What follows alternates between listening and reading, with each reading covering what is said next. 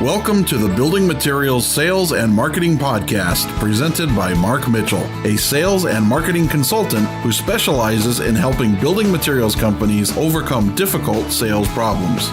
Mark is the author of the book Building Materials Channel Marketing and a frequent speaker at industry events. Hello, this is Mark Mitchell from Wizard Strategy.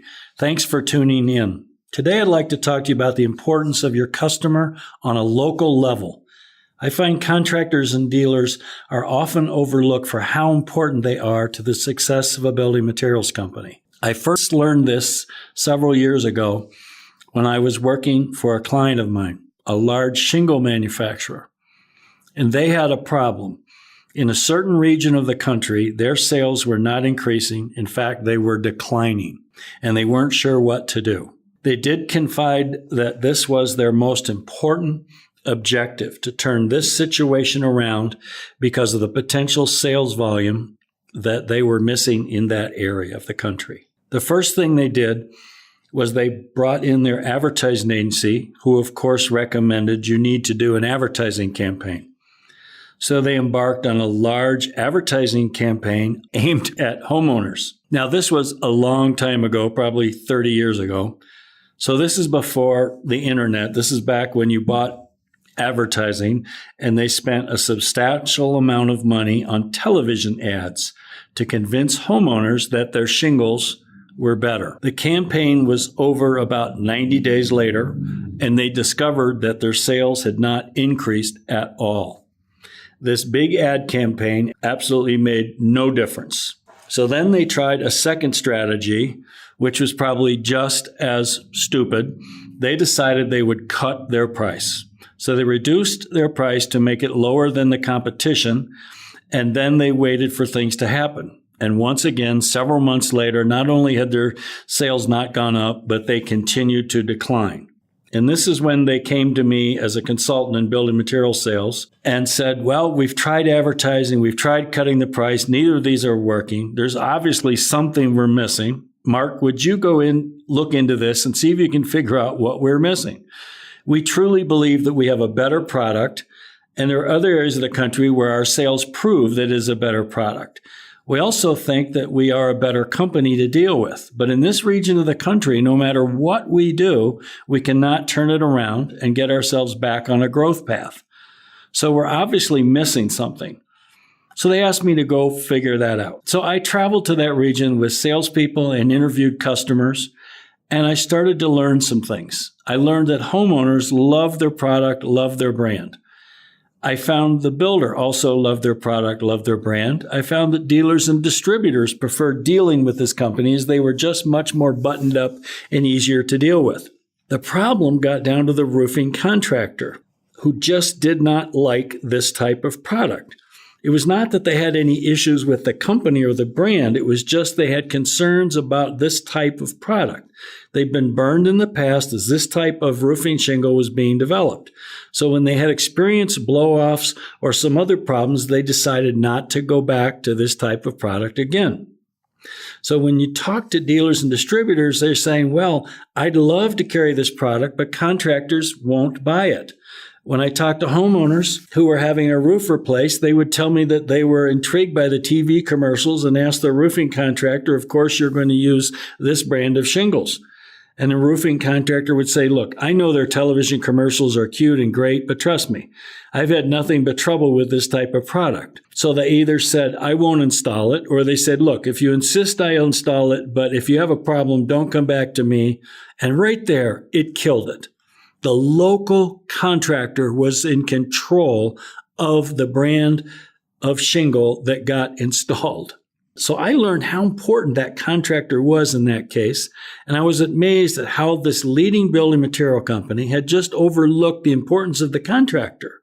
They assumed if a homeowner wanted it, that that's what a contractor would install. They assumed if a builder wanted it, the same thing. So that was probably one of my first big lessons that taught me the importance of the channel customer. There's a person you have to sell to that has to believe in your product. And no matter how much you try to go around them, it's much better to have them on your side.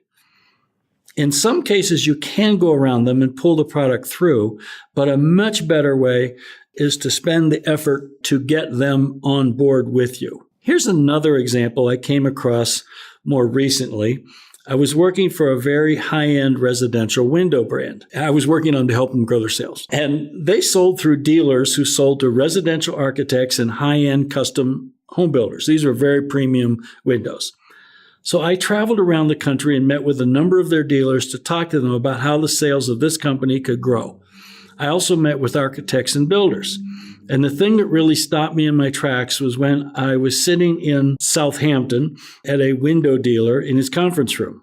And an architect had just left, and on the conference room table were the plans for a $15 million new home.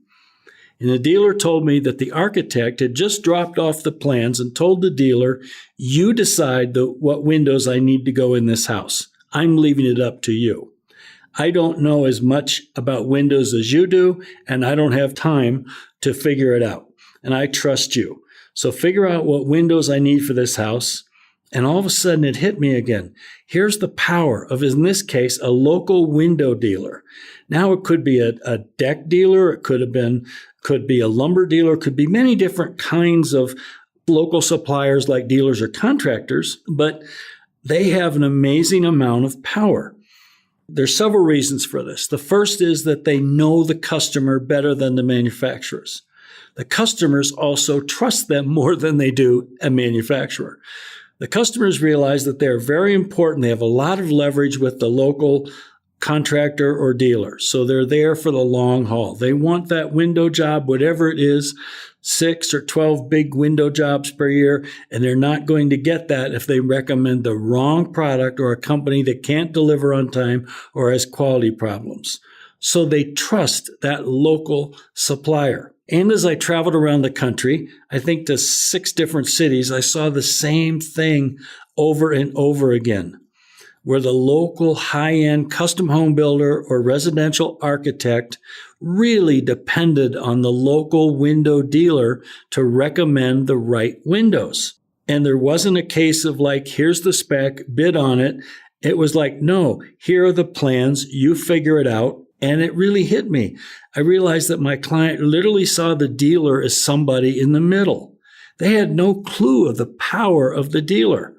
And I see this time and time again where building material companies see the person in the middle as maybe being in the way, as somebody they inconveniently have to deal with, as opposed to somebody that can add value and really help make them successful. And in case you're wondering, that window dealers, they carried 4 or 5 different brands along with my clients. So the solution wasn't always my client's window. There are too many building material companies that are thinking about big customers or their national approach, but they're not thinking about the local customer in Paducah, Kentucky. That the local contractor is thinking about the local customer, and their business depends on them doing a great job for their local builder, their local architect, their local homeowner, whoever it is. It's much more dependent than any building material company.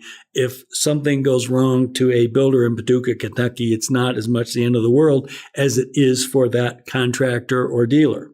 Several weeks ago, I had a similar experience. I came across a window dealer in Denver. His name is Devin Tilley. And because of his podcast and his activities on LinkedIn and other social media, I've got to meet this guy. I'm amazed at his energy. And we got to know each other, and he interviewed me on his podcast. And I said, Devin, I got to drive over to Denver and sit down with you and meet you face to face. I want to understand what's going on here. So I went over and spent an afternoon with him, and it was an amazing experience. Now, Devin knows his market and he knows his niche. Devin is selling, once again, higher-end residential custom homes and custom remodeling projects. He's not on television trying to sell low-end replacement windows. You won't find his people at a county fair trying to get leads. He is focused. If you're building a new custom home or a major remodeling project, that is his target. And he realizes there's a select group of architects and select group of builders who do these projects. When I went into his location, the first thing I noticed is that he carries 5 or 6 different brands to meet the different needs of his customers. And his showroom has a very impressive set of displays from the different window brands that he carries. And you could just see how great an experience it would be for a builder or an architect to come in and have Devin's team help them select the right window. You got the feeling that once again, Devin's salespeople are not running around looking to bid on projects. What they're trying to, hurry up and give a quote. You get a feeling the goal of Devin's salespeople, he calls them guides, is to become a trusted advisor to their local architects and builders, not to be trying to sell them every project they can. You can see how a builder would come to Devin's showroom and sit down with his people and plan out what is the best window and door package for this particular home. You could see from that how little power the manufacturer really has in that instance. It really is about Devin and his team. It's also a showroom the builder or architect can bring the homeowner into. It's not the fanciest showroom at all, but it's certainly extremely functional. And you can tell when you're in there that they're not trying to close the sale and sell you something. They're trying to solve your problem. It's a very impressive experience when I was there. So if I were trying to do something, I would certainly want a guy like Devin to be representing me, and I would want him to believe in my product. So once again, I was reminded of how, in this case, window and door manufacturers would be lucky to have Devin carry their product. Now, if you're looking for high volume replacement, if you're looking to go after the largest builders, that's not Devin's sweet spot. But if you're looking for custom home builders in that area, then a dealer in a market like Devin is who you want to partner up with, because they can steer the builder, the architect, the designer, the homeowner, wherever they want, which can be towards your product or away from your product. The homeowner could walk in with a brochure from a company and say, I want this. And if Devin and his team feels it's the wrong solution, they will easily move them away from that other brand. And so this is really an untapped resource for building material companies, using the local dealers, the people on the ground who represent your product. They can do more with you and for you if you will, first of all, just ask them, how else can you help them? Just ask them, what are we doing? How else can you help them? And you'll be surprised how many times it has nothing to do with price. It may have a lot more to do with customer service and support. There's another area where I find many building material companies can be quite full of themselves and confident that they think, what could a local dealer or contractor know about how to sell our product? Well, they know a lot. And it was interesting because I had Devin take me on a tour of his displays. And he showed me this displays from window companies, which are quite expensive and impressive.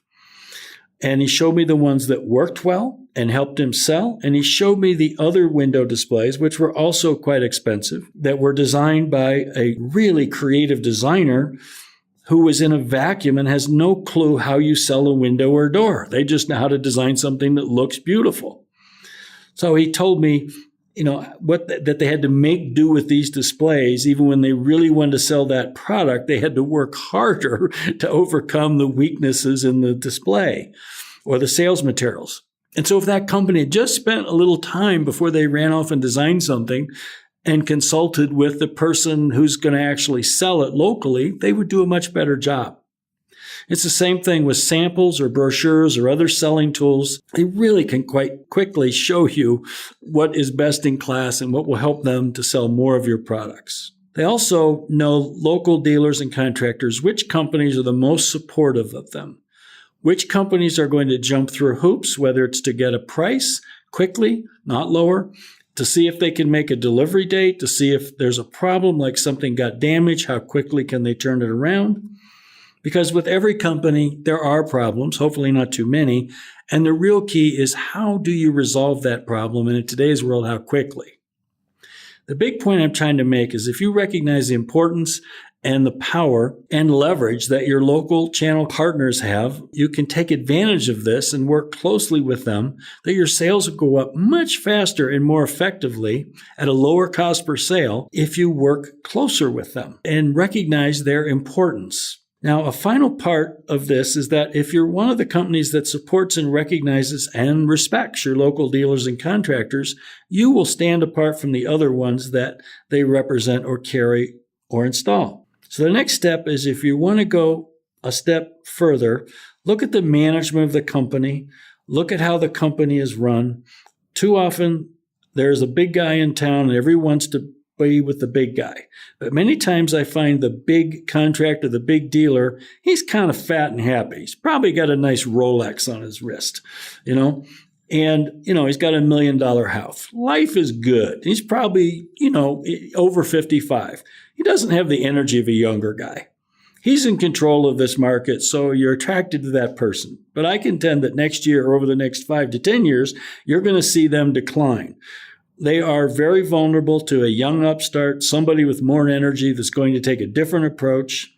And so you want to ask yourself, are you want to be with the big leader who's actually dying, or are you with the people who are going to be the leader tomorrow in your market? And the thing that really hit me once again about Devin in Denver is that he's going to be a leader.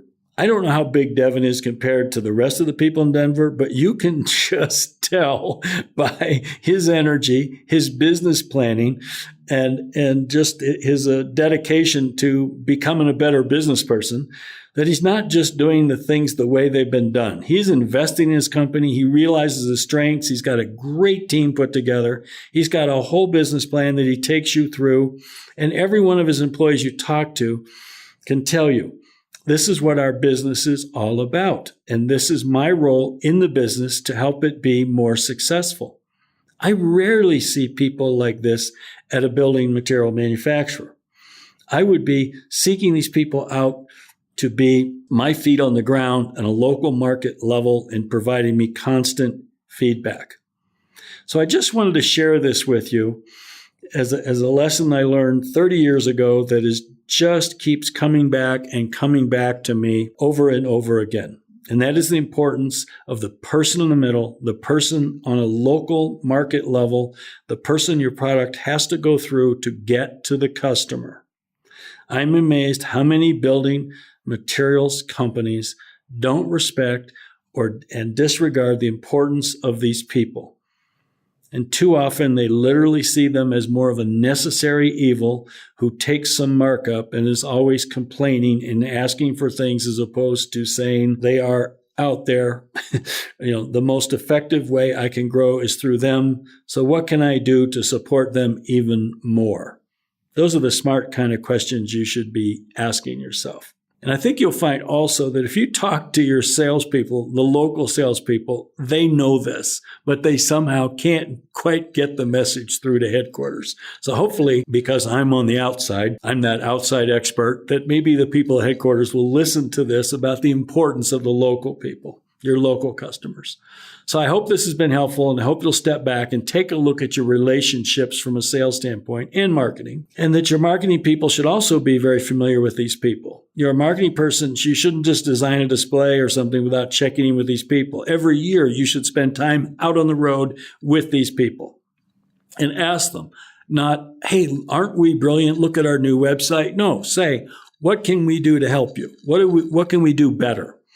Another wise thing is to have a customer advisory council in which you pick the sharp people that are going to be successful in the future. Most companies will have a customer advisory council, and they'll pick the big guys today, the ones who aren't going anywhere, who are resting on their laurels, and it's more about come in and we'll entertain you, and the big guys complain about the young upstarts who are taking business and making their life difficult.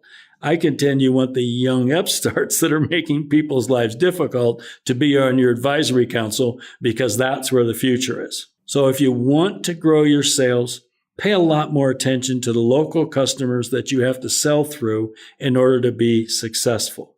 As usual, I hope I've helped you, given you some new things to think about. And so till next time, this is Mark Mitchell from Wizard Strategy. And if you feel your company could ever use my kind of insights and advice to help you be more successful and grow your sales faster, please contact me so we can talk about it. Thank you for listening to this podcast from Mark Mitchell on building materials, sales, and marketing. We hope he gave you some fresh perspectives on how to grow your sales and will listen to future episodes.